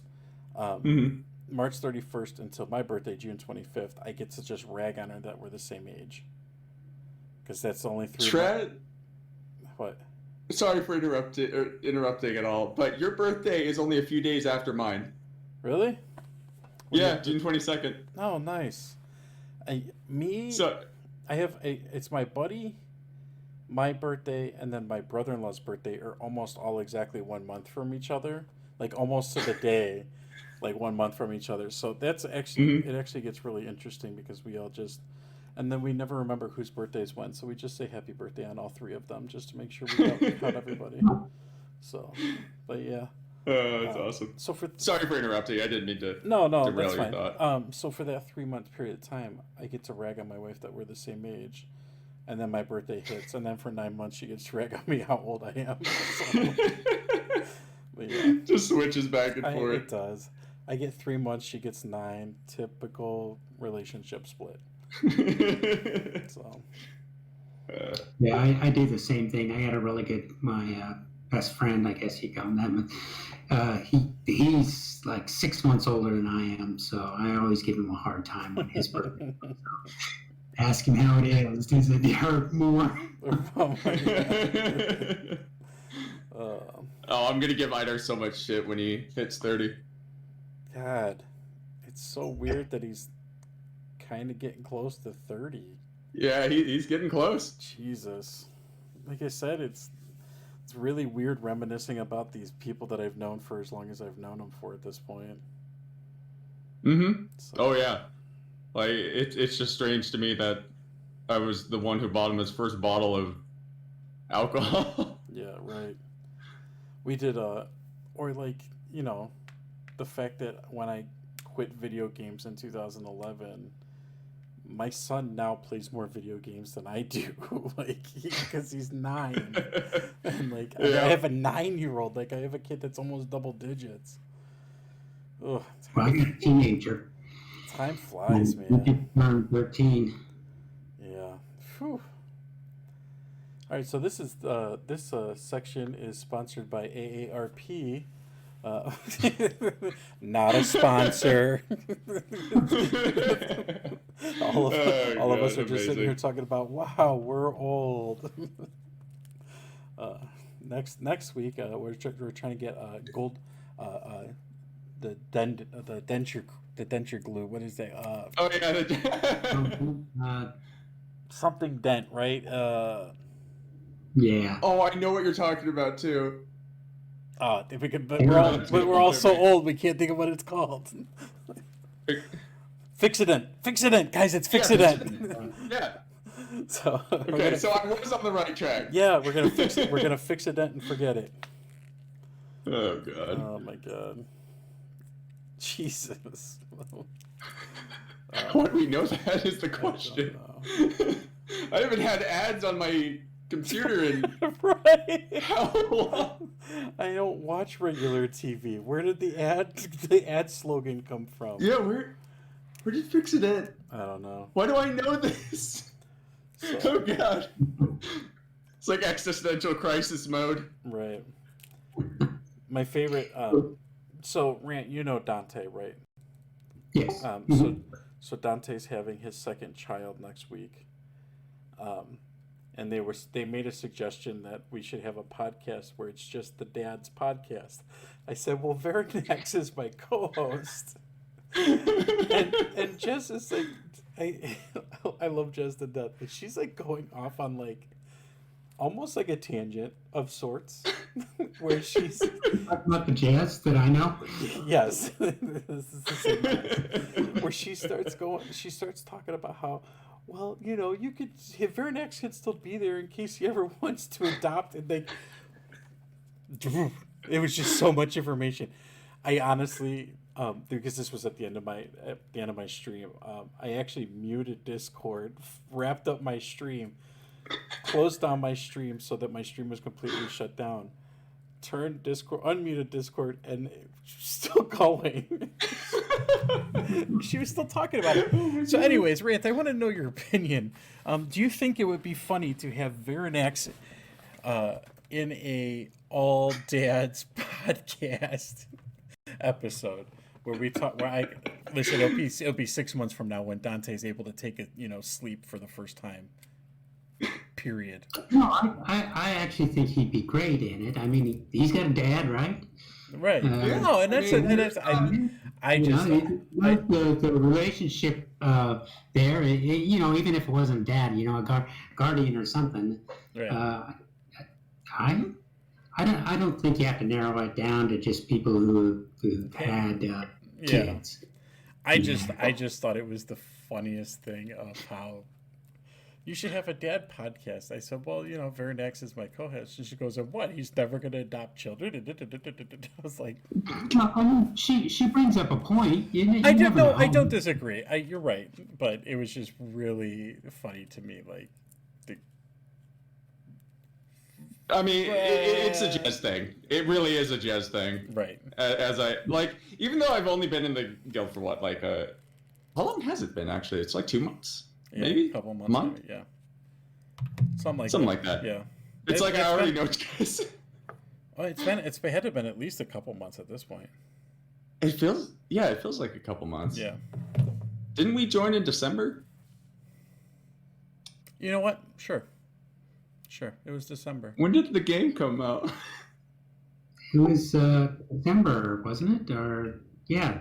It was supposed to be. Yeah. It was supposed to be October. Yeah, and I think the first week of December. Yeah. Is when it came out.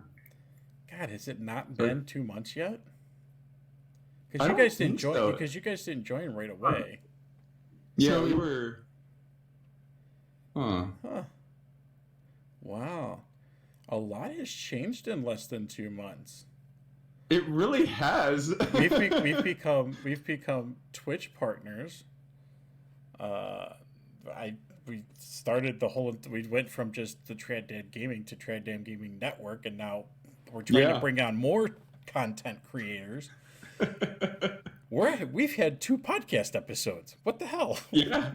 Rant is our special guest tonight. Fast. Yeah, how have you been enjoying that, by the way? He's like, I'm out of coffee. My coffee cup is empty. I want to go. I've been drinking water, and I am out of water. But same. No, I've really enjoyed being on it. Thank you guys for allowing me to come on, or inviting me to come on. And that I really would like. I'm hoping that you guys invite more of the guild members, because I would like to know more about the people. About my guild members, and hopefully they've learned something about me during this show, and see that I'm not just the bottom of the DPS, but that I'm also a person. And please stop talking about me being in 9th place. The tanks. Oh my god! Oh dude, I am above the tanks. Vernex, you weren't there yesterday. We did. What happened? We did normal. And in normal, we have 75% of the people there are on alts, undergeared, whatever. So we pull in some of these guys from pugs, whatever. And this one guy, somebody made a comment about being poopy. Literally said oh, my DPS is poopy or whatever. And I was on my boomkin, who's very undergeared. I just went, haha, that's funny. And this dude starts, not even the same guy who made the comment thought I was laughing at him, and starts railing on me. Oh my god. While we're in the middle of a boss, very inappropriate comments, a whole lot of cussing. And I've never done this before. I kicked him out of the group in the middle of a boss fight and banned him from our Discord. Never happened. Oh Then my he's messaging God. everybody else in the group talking about how they're trash, except for Dante. Apparently, Dante was the only good person and he asked if when he wants to leave the guild, he should come join him instead. Dante's like, I don't even know what he's talking about. But yeah, I don't know. This guy was it was. Oh my I've God. That is the. never had to kick somebody from a group middle of a boss fight before. It was a very jarring experience. Was he like in text or voice? Voice. Like, He was in our Discord at the time. oh my God. Yeah. I'm assuming that this is actually on the stream too. Yeah, I was Because streaming I remember last you. night. Yeah, I I was remember you streaming last that. night. Mm-hmm. Yeah, I'll have to see if I can find it. Maybe we can post a clip of like, oh hey, what is this problem here? Like, Yeah. I don't know. It was so bad. It was ugly. I don't understand the toxicity of some of the people in the community. Just for like, it's like nothing really truly comes through in like text if you're just making a casual comment when someone Right. else also made a very casual, funny comment. Yeah, and it was like one of the tanks was making fun of his DPS, and I was like, okay, that's funny, haha. And then this dude who's not the tank, not the guy who made the comment, thought people were talking about him, and I was like, that's not what happened. So I don't know. Sounds like a white knight situation. I don't even know. Like the funny thing is the tank is thinking about joining us. Like he's one of Slick's friends. Oh, okay. He Yeah. was just coming out to try out. Like wanted to see how we did and see. And like one of the things I think that kind of sold him on us is the fact that I kicked the guy in the middle of a boss fight and banned him from the Discord before he had a chance to keep going. Oh my He God. did keep asking me, or everybody kept, because he kept messaging me. He kept sending me direct messages. And he kept asking me, like, just read it off, just read it off. I'm like, I'm not giving this guy the satisfaction. I'm literally deleting because it goes to a whisper window now. I'm closing the whisper window before I even opened it up to read what it said. So the guy got zero satisfaction out of messing with me. So, but like I couldn't believe he went down the line and started messaging other people. Like it was just Yeah, that's crazy.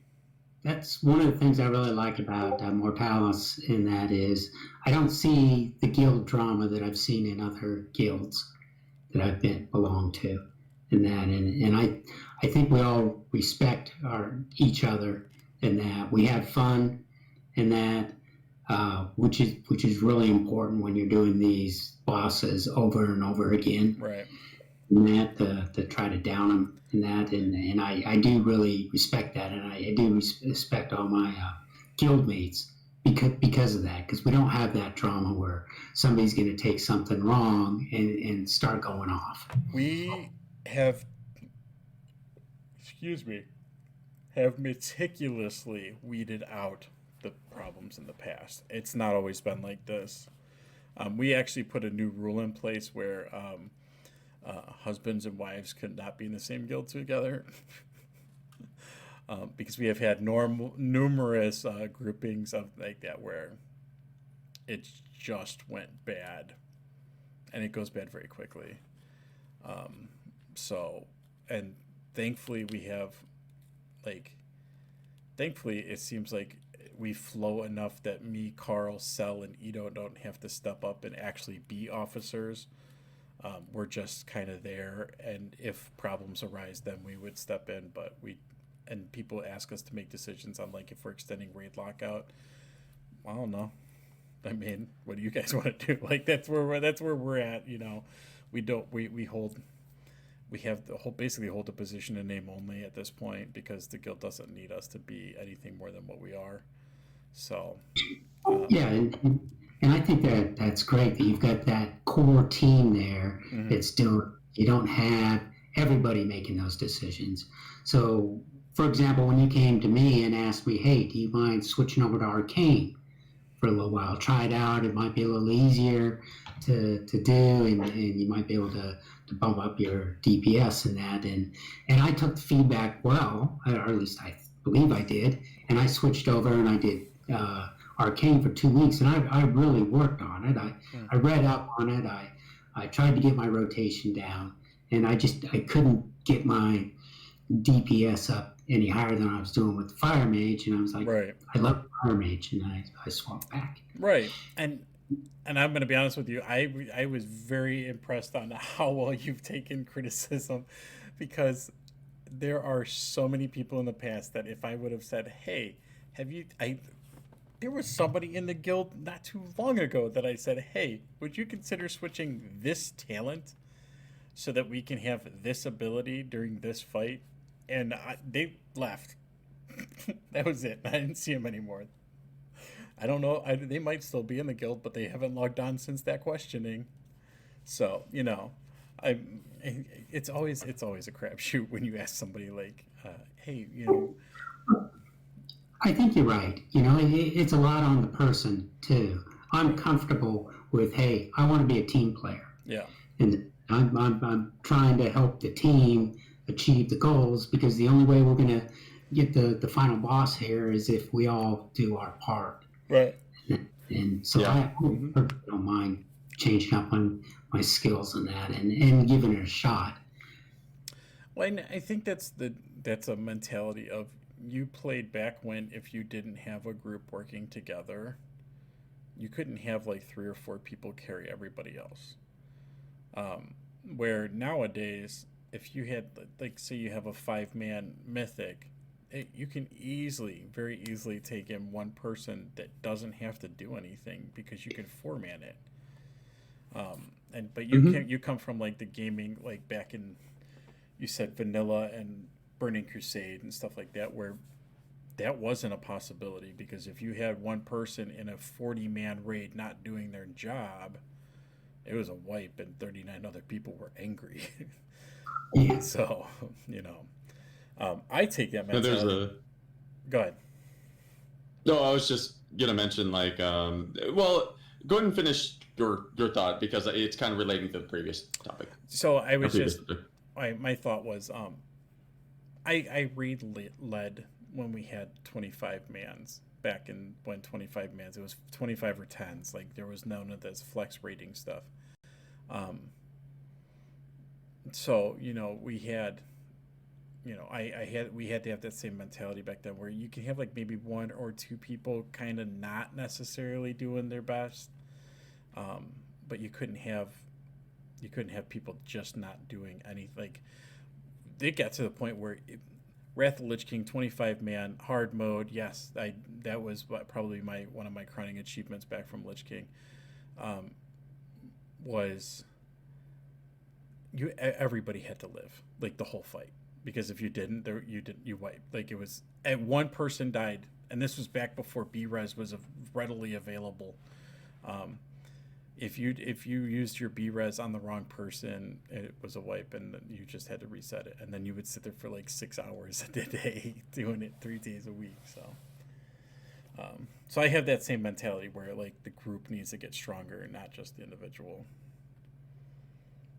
So, all right, very next. Sorry. Yeah. Oh no, it's fine. I was just saying that this is relating again to the previous subject, where how the guild is like very close knit and not at all like elitist. As you remember during the conversation that we had when the others were leaving, I said that I don't feel very comfortable in many places. I don't open up in many places. But the first thing that I got when experimenting with Mortalis and raiding was that it was like I could actually to the other healers, to the guildies, and actually discuss, strategies and laugh and have fun and, experience things that I would take normally months to do. Like, I do not open up that easily in those kind of situations. So it was very it was like, I'm gonna choose one or the other. I would rather stick with Mortalis instead of moving to a more elitist environment. So that is to kind of give you an idea of how much like Mortalis is just really that kind of guild. That gave me that that impression. I was still very shocked when we had that conversation, and you're like, "I'm not leaving Mortalis," and I was like, "Oh, really? You're welcome to stay. We'd love to have you." Like that was actually a really, like you said, everything you said during that meeting, and you had it open to everybody. Like I think that was kind of eye opening to me. Because that's what I always wanted to build in as a guild. Like as a guild leader, I always want to thrive too. I want us to be good. I don't want us to be suck. I don't want us to sit there and punch our head at that 10,000 times on the first boss in a raid. Because it's not fun for anyone, especially not me, because then people are whining to me in messages. But I think we have like a nice balance of like, we're progressing, it's entertaining, we're not just sitting there punching ourselves in the face over and over again for the first 2 bosses or whatever. And then we've expanded significantly past just World of Warcraft. Oh yeah, like definitely. We have a group playing Valheim, we have a group that plays Among Us every weekend, we have groups that play scary games that I can never pronounce the name of, and they make me do it anyway because they think it's funny to watch Trad scream, because it's hilarious to see me get scared of ghosts. That's not a phobia I've had my whole life. Anyways, but we do other things. Shit, we got content creators out the yin yang these days. We have a podcast. We're doing streaming. Like this is Mortalis. This is all from Mortalis. This isn't any individual. Like this is all of us working together to do and grow and be different and try to, we have Kafka. He's streaming as we speak. Like I never thought I would ever see him, and he did it by like nobody had to push him. He literally just messaged the Discord one day. He said, "This is my Twitch stream. Come watch me play video games." And you're like, "Yes, I will." Like because he's not, he's not everybody is just able to do that, and I can't wait until he gets comfortable with it, because it's gonna be so funny seeing him yell at the computer. Like old man yells at clouds. It's gonna be fucking hilarious. Well, I mean, it was great because like he seemed to really open up once he jumped into VR Phasmophobia. Yeah. Like actually hearing him scream for the first time was like I have to go back and watch the videos still. Spoilers. I haven't. Oh my god! You have to hear it. You have to play Phasmophobia just to hear it that one time. I will play every day until we get it on tape. Like I need to see this. So I mean, he did fall in his laundry basket that one night. I cannot believe that story with it, and he confirmed that it happened. I thought it was hilarious. Yeah. So, but does Rant know about that? How?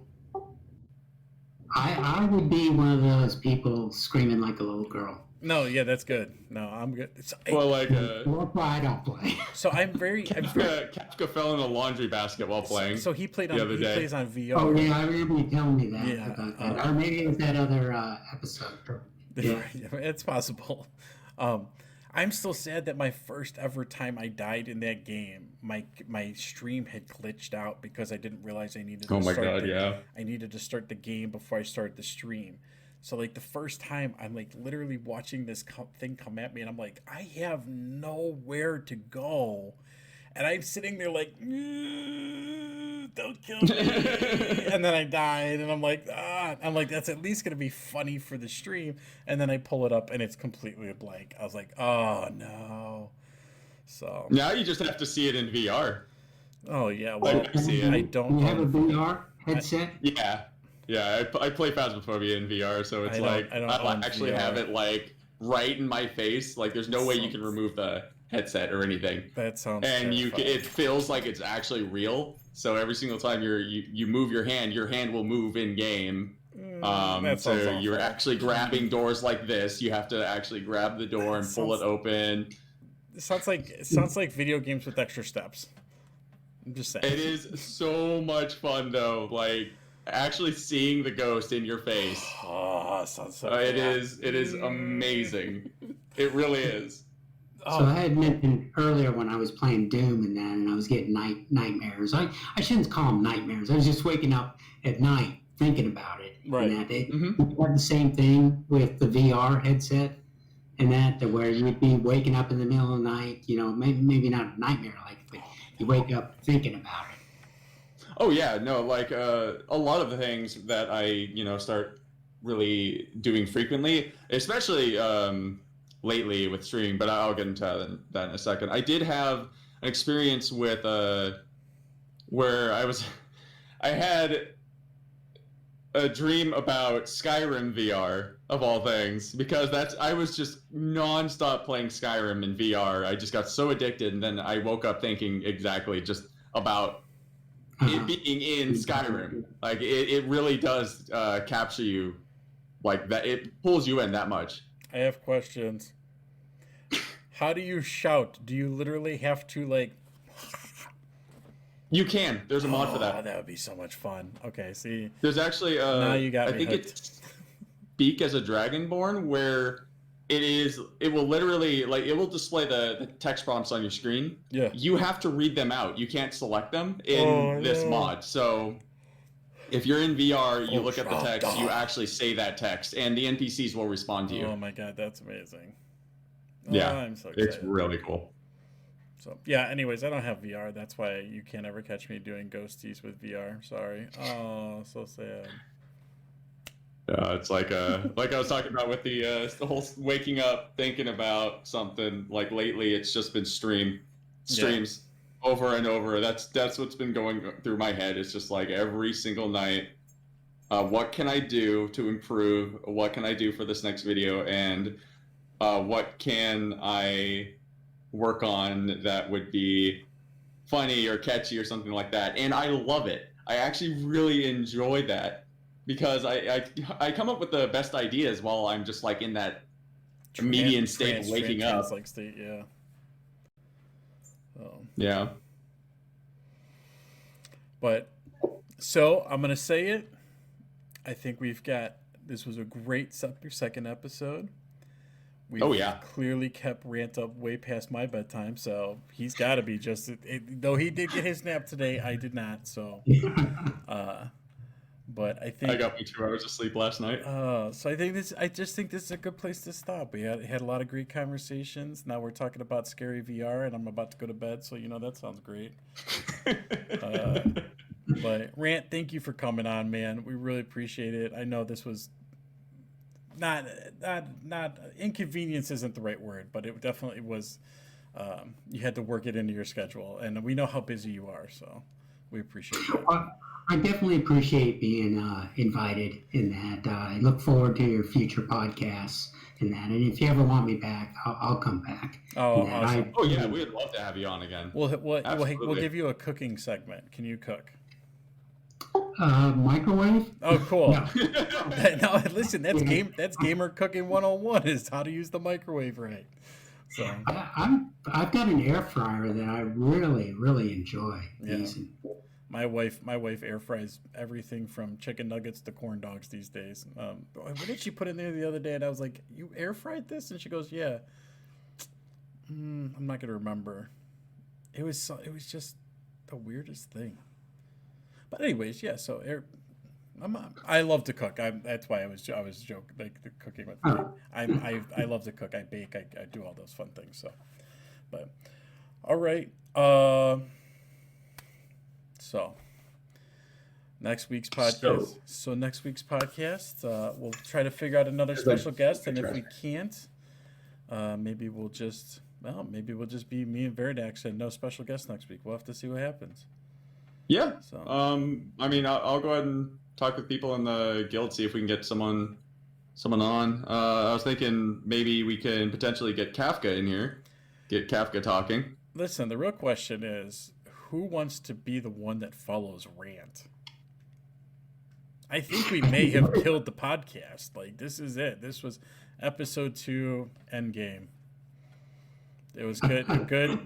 We had a good run, boys. We got Rant on here, and I don't know if anybody's going to want to watch after this. He's really big now.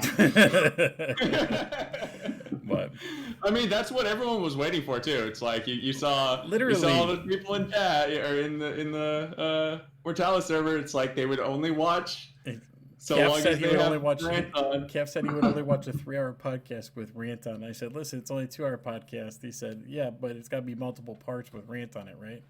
I said, we'll have to figure. We'll have just so this one will just be the Rant episode, and then the next one will be like Rant 2, Electric Boogaloo, and then we'll have Rant 3, Return of the Rant. So we'll just have to keep bringing you back a couple times over the life. We'll totally tease it too. Like we'll tease them with it, Yeah. and you could help us. Like, oh yeah, we're totally setting this up, and then we're just gonna kind of push it out, and then when it actually finally happens, it's just gonna be a complete surprise to everyone. We'll just Well, we'll make you the Christmas special. Oh, there you go, Christmas special. We'll make you the Christmas special. Just don't ask me to sing. Yeah, nah.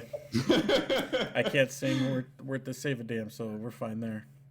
But Oh, what we should do for like a Christmas special is get like multiple people that we had on the podcast. and they could just in the room? carol for this. Oh yeah, we could totally have a We'll Christmas just sit tale back there and we'll at just the end. enjoy. Oh my god. It'll be so great. All right, you better start keeping a list. We got Cell, we got Rant. We got to find somebody who yeah. can actually carry a tune in a bucket. Not me. Not me. I'm out. Me neither. So, but Definitely not either. Like, oh my god, you do not want to hear that. as he automatically, what? as you look away and you vanish behind your dead dragon, Just like disappear. it's just like, oh my god, I got him. Wait, there's my Now, No, can't get myself out of frame completely. My video card refuses. So, but all right, guys, thank you. Like I said, thank you, Rand, for being here. We're wrapping up episode 2 of the podcast. I'm Trad, I'm Verily the Next. and we are the Trad Dad Gaming Network podcast. We'll figure out a better name because that one's getting too damn long to say all the time. Everybody, have yourself a great night.